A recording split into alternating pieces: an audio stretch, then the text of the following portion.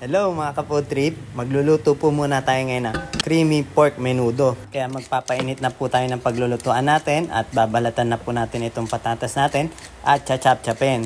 Parehas din po na gagawin natin sa carrots natin. At pagtapos po natin dito at mainit na po yung paglulutuan natin, ilalagay na po natin itong patatas natin at carrots. Luluto lang po natin or ipiprito lang po natin to saglit hanggang mag light brown lang siya or half cook. Pagka goods na, tabi lang po muna natin yan. Sunod naman itong bell pepper. Saglit lang po natin to mga 30 seconds. Yan. Tapos itatabi lang din po ulit natin. At sa parehas na lutuan, magigisa naman po tayo ng bawang at sibuyas. Bale, ibabalik lang po yung pinaglutuan natin kanina at bawasan nyo na lang po ng mantika kung medyo madami. Yun. Tapos igigisa na po natin yan hanggang sa bumango itong bawang at sibuyas natin. And pagtapos, pwede na po natin ilagay itong baboy natin. At igigisa lang po natin ito hanggang mag light brown itong karne natin.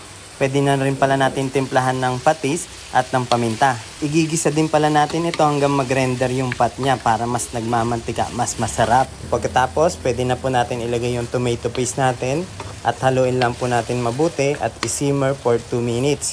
At pagka goods na, lalagyan na po natin ito ng tubig and chicken cubes or pork cubes. At tatakpan lang po muna natin at lulutuin natin ito for 25 to 30 minutes hanggang sa lumambot po itong karne natin. At pagka okay na po yung karne natin, pwede na po natin ilagay yung all-purpose cream natin at evaporated milk.